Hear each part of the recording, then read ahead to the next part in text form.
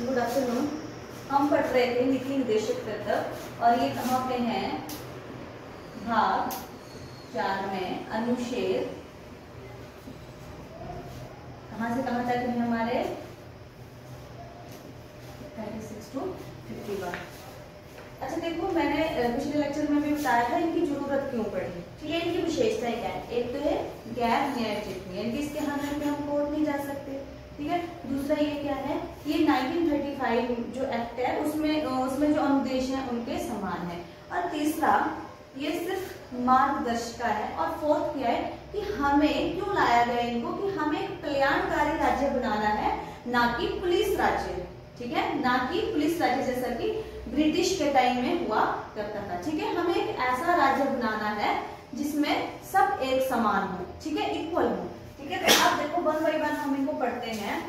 अनुच्छेद 36 में क्या है, राज्य की परिभाषा। क्या है, राज्य की परिभाषा, डेफिनेशन ऑफ अ स्टेट। ठीक है, राज्य की परिभाषा। अब यहाँ राज्य से आप क्या समझते हो, राज्य क्या है, हमारा हिमाचल, हरियाणा, चंडीगढ़, दिल्ली। क्या है राज्य का मतलब?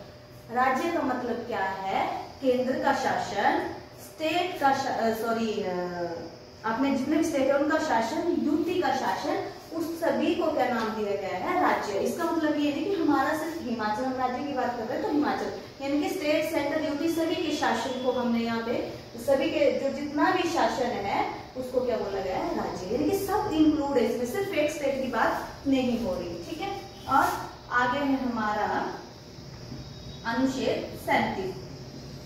इसमें क्या लिखा गया है कि जो हमारे नीति निर्देशक तत्व हैं ये वाद योग्य नहीं है, वाद योग्य नहीं है, इनमें वाद विवाद नहीं किया जा सकता। वही बात आ गई कि इनके हनन पर हम कोर्ट नहीं जा सकते, हम न्यायालय नहीं जा सकते। हमारे मूल अधिकार थे उसमें ऐसा प्रोविजन था कि हम कोर्ट जा सकते हैं, हम सीधे सुप्रीम कोर्ट भी जा सकते हैं और हाई कोर्ट भी जा सकते हैं, लेकिन इसमें ऐसा कुछ भी नहीं है। ठीक है, आगे है हमारा अनुच्छेद 38। ठीक है, अनुच्छेद 38 इसमें है लोक कल्याण की अभिवृद्धि हेतु क्या क्या करेंगे हम, सामाजिक व्यवस्था,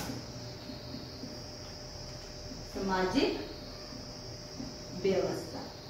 ठीक है, लोक कल्याण की अभिवृद्धि हेतु सामाजिक व्यवस्था। ठीक है, और ये जो हमारे नीति निर्देशक तत्व है ये राज्य के लिए, स्टेट के लिए गाइडलाइन है। ठीक है, अब नेक्स्ट है हमारा अनुच्छेद 39। इंपॉर्टेंट है ये,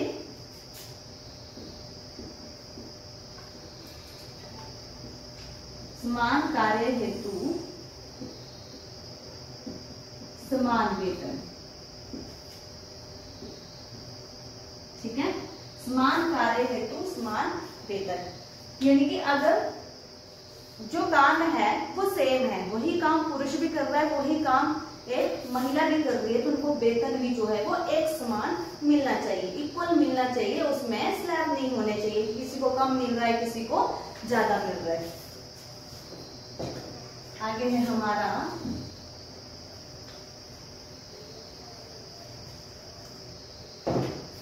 अनुच्छेद 39। ये भी इंपॉर्टेंट है। इसमें क्या है, निःशुल्क विधिक सहायता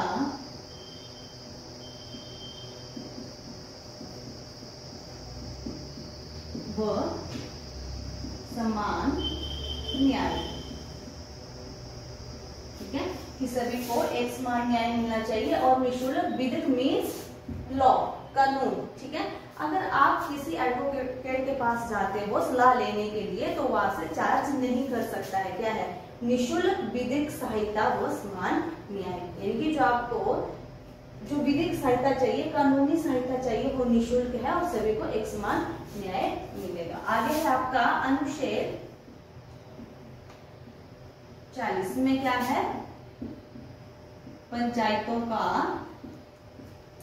गठन। क्या है, पंचायतों का गठन। इसमें सब कुछ है कि पंचायतों का कार्यकाल कितना होना चाहिए, पंच, सरपंच और सदस्य कितने होने चाहिए, सारी चीजें। ठीक है, वो इसमें एक चैप्टर दिया है पंचायतों से रिलेटेड, वहां पे ये सारी चीजें क्लियर हो जाएगी आपको। कितनी स्तरीय पंचायत है इस टाइम पे? 3 स्तरीय। कौन कौन से स्तर है उसमें, कौन कौन से लेवल है? 3 ग्राम सभा, ग्राम पंचायत और ब्लॉक। 3 लेवल है। और पंचायतों का गठन का श्रेय किसको जाता है, इसका फादर किसको बोला जाता है पंचायतों का? याद करो, जब मैंने आपको संविधान शुरू से करवाया था, कैसे बना, किसने बनाया, उस पर हस्ताक्षर किसने किए सबसे पहले, फिर सेकंड नंबर पे तो एक नाम आया था पंडित जवाहरलाल नेहरू, और दूसरा नाम कौन आया था? बलवंत राय मेहता। उन्हीं की देन है ये पंचायतें। 3 लेवल की जो पंचायतें हैं वो बलवंत राय मेहता की ही देन है। ठीक है, जब पंचायतों वाला चैप्टर पढ़ेंगे उसमें सारी चीजें क्लियर हो जाएगी। आगे है आपका अनुच्छेद 41। कुछ दशाओं में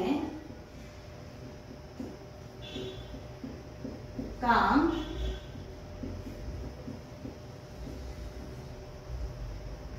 शिक्षा वो सहायता पाने का अधिकार, लोक सहायता या सहायता पाने का अधिकार। ठीक है, क्लियर होगी ये चीज। अब देखो क्वेश्चन आया था इसके अंदर कौन सा ऐसा मतलब काम है जो चलाया जा रहा है, तो देखो इसके अंदर जो है मनरेगा चल रहा है। ठीक है, मनरेगा, और ये इंपॉर्टेंट है, यहाँ से क्वेश्चन बन सकता है। जैसे मैंने आपको आर्टिकल 21 बताया था, उसमें क्या था, प्राण व दैहिक स्वतंत्रता। लेकिन क्वेश्चन आपको घुमा फिरा के पूछा जाएगा, क्योंकि देखो एक अनुच्छेद में बहुत सारी बातें हैं, तो उसमें प्राण और दैहिक स्वतंत्रता लिखा हुआ है, लेकिन उसमें लिखा था कि अपनी मर्जी से शादी, लव मैरिज करना कौन से अनुच्छेद में आता है, कैसा अधिकार है ये। ठीक है, लव मैरिज करना कैसा अधिकार है, तो वो आर्टिकल 21 था, प्राण व दैहिक स्वतंत्रता। यानी कि प्राण व दैहिक स्वतंत्रता एक खुशी से अपनी मर्जी से शादी करना उसी के अंदर आता है। ठीक है, मतलब अपने प्राणों की रक्षा करना, खुश रहना, वो सारी चीजें उसमें आती थी। ठीक है, आगे है हमारा अनुच्छेद 42। ये भी इंपॉर्टेंट है। इसमें सबसे पहले क्या आता है, प्रसूति सहायता। ठीक है, और दूसरा इसमें आता है जो आपका मातृत्व अवकाश है। ठीक है, और अब इसमें एक ना पिता को जो लीव मिलती है वो भी आती है, पर उसमें डिसाइड नहीं है कि पिता को कितने दिन की छुट्टियां मिलती हैं। ठीक है, या फिर इसको लिख सकते हैं एम्बुलेंस सहायता, इसमें स्लैश करके एम्बुलेंस सहायता भी लिख लो। ठीक है, अब देखो एक चीज बताओ, जो प्रसूति सहायता है मीन्स जो पहले मुझे चीज क्लियर करो, जो आप एम्बुलेंस लेके जाते हो, जैसे मान लो आपको सिमटा से एम्बुलेंस लेके जानी है चंडीगढ़ या कहीं, तो क्या वो फ्री ऑफ कॉस्ट होती है? एम्बुलेंस फ्री ही होती है, 60 किलोमीटर तक फ्री होती है। ठीक है, उसके बाद एक नॉर्मल किराया जो है वो चार्ज करते हैं। लेकिन यहाँ पे लिखा है प्रसूति सहायता मीन्स एक गर्भवती लेडीज के लिए जब आप एम्बुलेंस करते हो तो वो फ्री ऑफ कॉस्ट होती है। ठीक है, वैसे जो एम्बुलेंस होती है 60 किलोमीटर तक फ्री होती है, उसके बाद एक नॉर्मल किराया लगता है आपका। ठीक है, वो फिक्स नहीं कितना लगता है। और लेकिन जो गर्भवती लेडी है उसके लिए आप एम्बुलेंस करते हो तो जहां तक जाओगे वहां तक फ्री है, 60 किलोमीटर के बाद भी फ्री है। और दूसरे इसमें क्या आता है, मातृत्व अवकाश, यानी कि जो माता को छुट्टी मिलती है, बेबी होने पर जो माता को छुट्टी मिलती है वो भी इसमें मेंशन है। कितने दिन की छुट्टियां मिलती हैं? पहले 135 डेज था, कितने दिन की है? 180 डेज, ये भी आ जाता है। ठीक है, कितने दिन की मिलती हैं? 180 डेज, तो लगभग 6 महीने हो गए। ठीक है, लगभग कितने हो गए? 6 महीने हो गए। ठीक है, और फादर को भी आजकल अवकाश मिल रहा है, जब न्यू बेबी उनके घर में आता है, न्यू बॉर्न बेबी, तो उनको भी अवकाश मिल रहा है, लेकिन वो पता नहीं कितने दिनों का रहता है। ठीक है, अगला है हमारा, लिख लिया सभी ने ये? यस मैम, बड़ा धीरे से आता है, खाना खा कर आए हो? Yes ma'am. जी। कौन सा चला था हमारा? ये 42। अब आता है 43। न्यूनतम मजदूरी।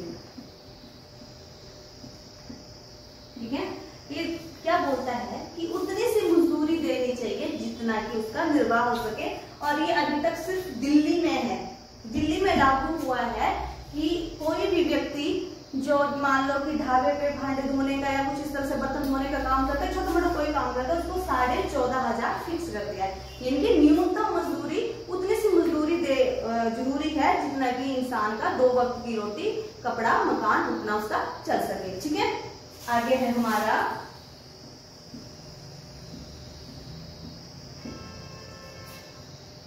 समान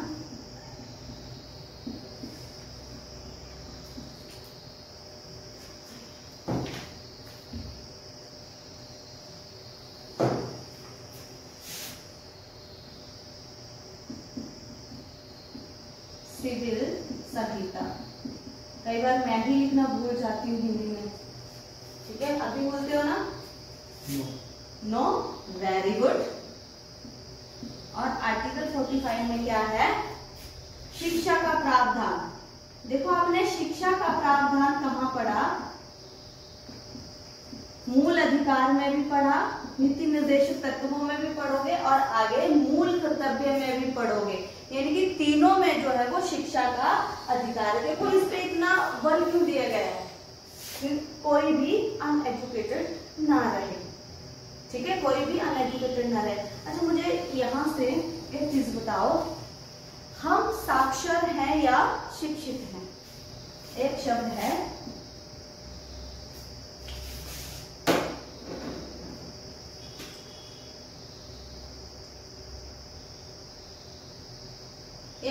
आपका साक्षर और एक शब्द है आपका शिक्षित। तो मुझे बताओ कि हम साक्षर हैं या शिक्षित हैं? जल्दी से बताओ। ठीक है,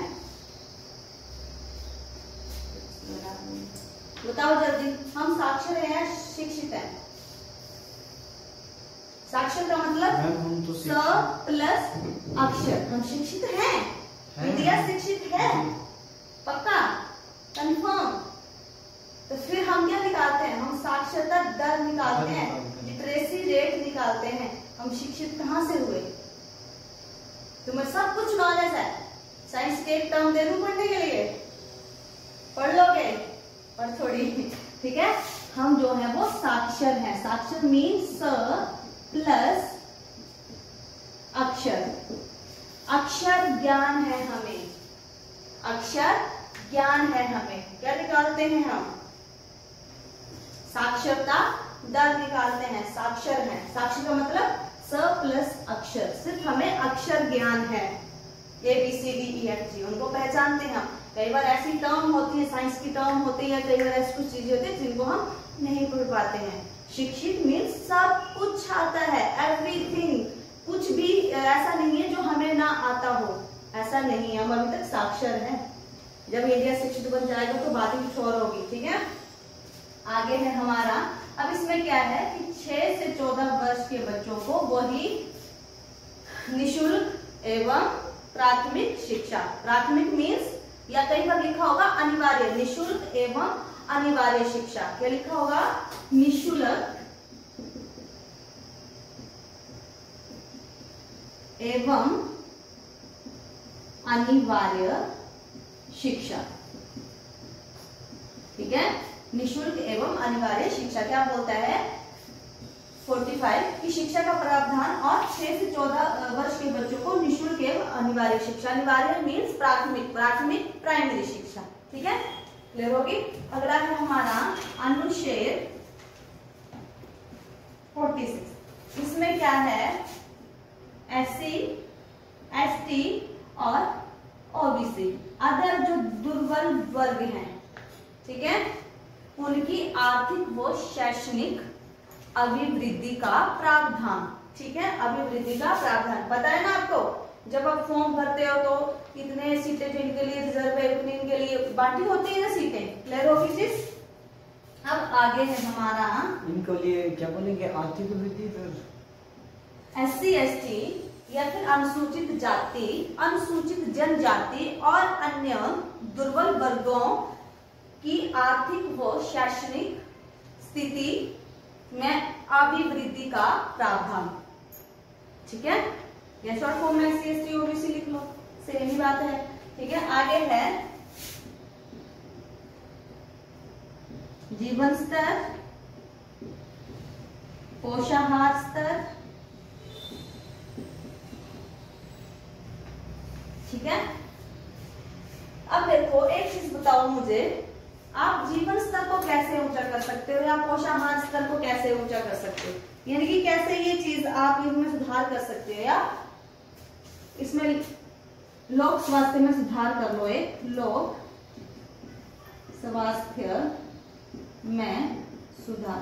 तो कैसे सुधार ला सकते हैं आप, अपने जीवन स्तर को कैसे ऊंचा कर सकते हो, लाइफस्टाइल को कैसे सही कर सकते हो, बताओ मुझे। ये लिखा ना, जीवन स्तर, पोषाहार, लोक स्वास्थ्य में सुधार राज्य का कर्तव्य है ये। ठीक है, तो कैसे राज्य कैसे हमारे जीवन स्तर को ऊंचा करेगा, या हमारे जो पोषाहार स्तर है उसको ऊंचा करेगा, या फिर हमारे स्वास्थ्य है उसमें सुधार करेगा, क्या कर सकता है? स्वास्थ्य के लिए मैम वो सबसे पहले देखो हमारे स्कूलों में क्या होता है, मिड डे मील चलता है, मिड डे यानी कि दोपहर का भोजन दिया जाता है बच्चों को। ठीक है, क्लियर होगी, इसी के अंदर आता है। दूसरा, अब देखो राज्य क्या करेगा कि अब स्टेट में सुधार लाने के लिए क्या क्या कर सकते हैं। सबसे पहले नशीली चीजें जो हैं, दवाइयां, जो भी नशीली चीजें उन पे वो बैन करेगा। ठीक है, करता है। और इसी आर्टिकल के तहत गुजरात और बिहार में जो है वो शराब पर बैन लगा हुआ है। ठीक है, लेकिन किसी स्टेट में आप बैन करोगे, जिन्होंने पीना तो किसी दूसरे स्टेट से मंगवा कर पी लेगा। ठीक है, अब अगला है, इसको खत्म कर लेते हैं आज, फिर जो कल हमारा टॉपिक चलेगा बहुत इंपॉर्टेंट है, मेन टॉपिक, वहां से बहुत सारे क्वेश्चन उठते हैं। अगला है हमारा अनुच्छेद 48, कृषि व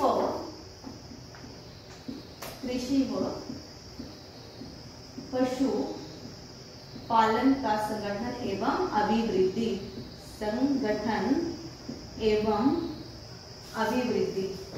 फिर से छोटा छोटा लिखने लग पड़ी, फिर से कंप्लेंट आ जाएगी है ना। एवं अभी दिखता नहीं है बोले ब्लैक बोर्ड पर जो आप लिखते हो, अभिवृद्धि।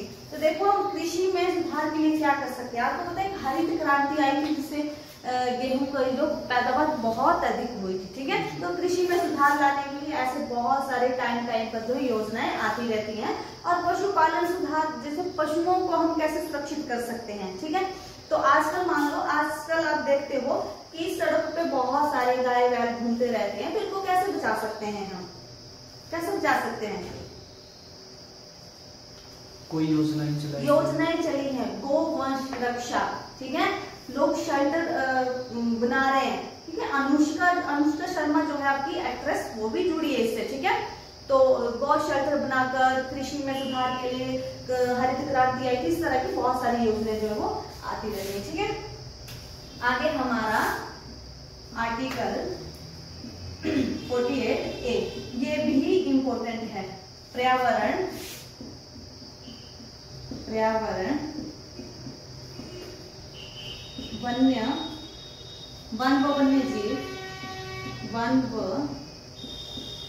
वन्य जीव संरक्षण। ठीक है, अब देखो पर्यावरण को बचाने के लिए आपको पता है एक आंदोलन भी चला था। कौन सा आंदोलन चला था? चिपको आंदोलन चला था कि पेड़ को काट नहीं देना, पेड़ के साथ चिपक जाना है। ठीक है, उस तरह के जो है वो मैंने बोला बहुत सारी योजनाएं जो चलाई जाती है। ठीक है, और वन्य जीव संरक्षण के लिए एक अधिनियम आया था 1972 में, जिसके अकॉर्डिंग क्या किया गया था कि पशु बलि पर रोक लगा दी थी। दुधारू जो पशु थे उनकी बलि नहीं दी जानी चाहिए। ठीक है, पशु बलि पर जो थी वो रोक लगी थी। पर वो वन्य जीव संरक्षण अधिनियम 1972 के तहत क्या किया था कि पशु पशुओं की बलि पर रोक लगा दी गई थी। आज भी है ये, है ना। कई एक जैसे कुल्लू नहीं मानता इन चीजों को, कुल्लू आज भी बलि देता है ना, चंबा में भी कहीं कहीं पे बलि दी जाती है, ठीक है, लेकिन ये मैक्सिमम जो है बैन है। कुल्लू में तो इंसानों को भी दी जाती थी, कुल्लू में एक जगह। हाँ, वो बेड़ा जाति के लोग होते थे, वो आप एचपी में पढ़ोगे, लेकिन अब नहीं दी जाती है, अब ऐसा कुछ भी नहीं होता है। जैसे आपका मिंजर मेले में क्या होता था, यहाँ भी पशु बलि दी जाती थी। अब पशु के स्थान पर एक रुपया रखा जाता है, पहले क्या करा जाता था, नारियल रखा जाता है, पहले क्या करा जाता, जो हमारी उस टाइम की फसल होती थी, जैसे मक्की की, मतलब मिंजर का मतलब मक्की का फूल होता है जिससे पहले निकलता है, तो वो होता था। फिर जो मौसमी फ्रूट वगैरह रहता था वो होता था। फिर एक भैंसे की बलि दी जाती थी, ठीक है, जब मिंजर खाते थे तो इसके साथ भैंसे की बलि दी जाती थी। फिर उसको खत्म करके उसमें आप क्या करा जाता है, भैंसे की जगह पे नारियल रखा जाता है, ठीक है। अब आगे है हमारा अनुच्छेद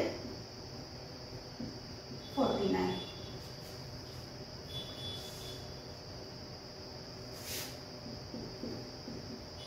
ऐतिहासिक भवन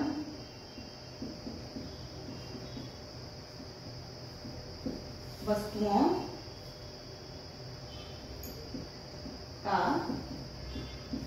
संरक्षण, ठीक है, जो हमारे ऐतिहासिक बिल्डिंग्स हैं या वस्तुएं हैं उनका संरक्षण आप करते हो,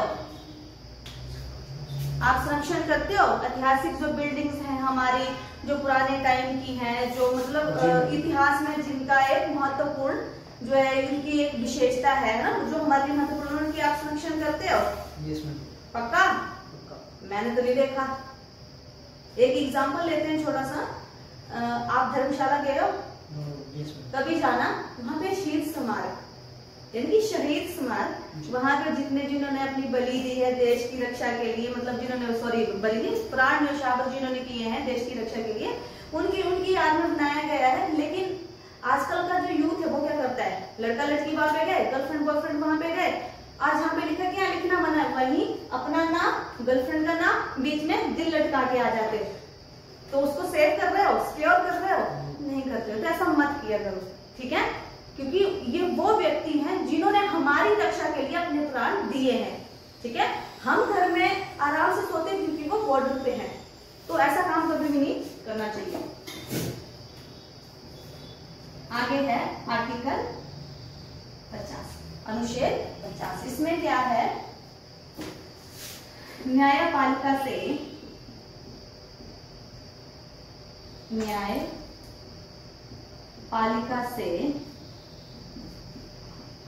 कार्यपालिका का पृथ्वीकरण, ठीक है, यानी कि इनको अलग अलग कर दिया है, न्यायपालिका से कार्यपालिका का पृथ्वीकरण, ठीक है। और लास्ट है हमारा अनुच्छेद 51, इंपॉर्टेंट है। पूरे संविधान में अंतर्राष्ट्रीय जो भी हमारे नीतियां होती हैं, जो भी होती हैं, उनसे सिर्फ एक ही आर्टिकल है, अंतर्राष्ट्रीय शांति व सुरक्षा की अभिवृद्धि, अंतर्राष्ट्रीय शांति व सुरक्षा की अभिवृद्धि, ठीक है। तो ये था आपका भाग 4, राज्य के नीति निर्देशक तत्व, जो कि राज्य के लिए क्या है, गाइडलाइन है, और इनके हनन पे हम कोर्ट नहीं जा सकते। धन्यवाद।